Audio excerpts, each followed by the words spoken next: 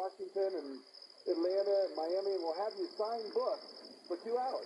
And then we'll put you on the plane and we'll fly you over to, like, Cleveland and Detroit and Chicago, and then we'll fly you again to maybe Salt Lake City and Dallas. And we'll take you all the way across the country. In the evening, you could be signing books in California and Portland, Oregon, and Washington, D.C. I said, why would you help us do that? He called me dummy at that point. He said, dummy, if I sold 1 million books in one day, don't you think that would make me look like a champion of my body? I said, absolutely, I get it.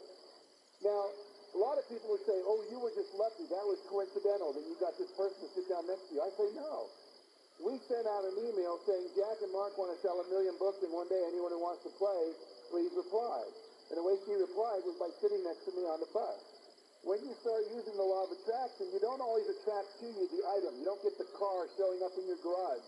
But what you do get is the resources, the strategies, the magazine articles, the books that people put in your hand, the seminars they tell you to take, and people like this sitting down next to you saying, hey, I can partner with you, and we can make this happen.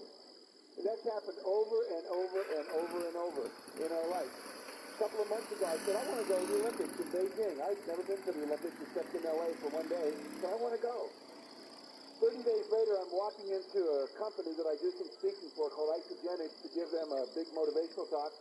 And as I'm walking in the back of the room, this Chinese guy walked up to me, and he says, are you Jack Canfield? And I said, yeah. He said, have you ever spoken in China? I said, Hong Kong, but not mainland China. He said, how would you like to do that? I said, great.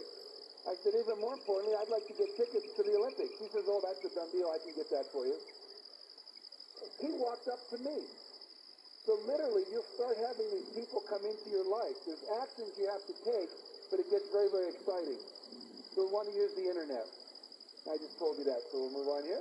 Now, you may remember in the movie The Secret, it talks about the 3 steps.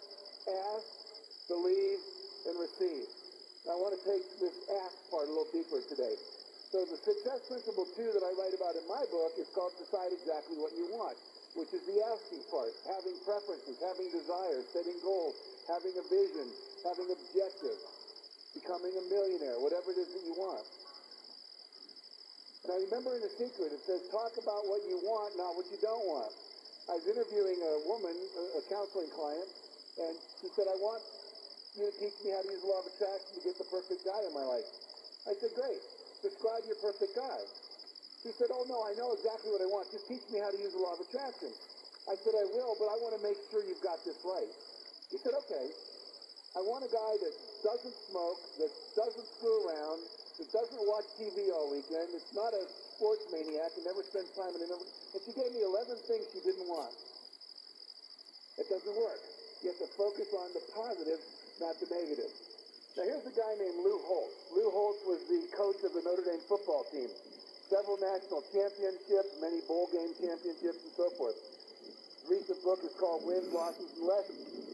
Now, I wrote a book, or edited a book, a year ago called You've Got to Read This Book. And I interviewed 55 people, along with Jay Hendricks, about the book that had changed their life. Was there one book that changed your life? And he said, yes, there was a book that changed my life. It was called The Magic of Thinking Big by David Schwartz. I see a few people are clapping. You've read the book. Exactly. Now, in that book, David Schwartz says you should make a list of all the things you want to achieve before you die. And he recommends a list of 100 things. I know Mark mentioned that this morning. So Lou Holtz had just lost his job. He was an assistant football coach, lost his job, and he was home, and his wife had to go back to work as a radiologist to make enough money to feed them. And one day she came home and she said, I was in the supermarket and they had this book for sale called The Magic of Thinking Big. Why don't you read it? So he read it. He wrote out 107 goals that he wanted to achieve. When his wife came home at night, he was real excited. He said,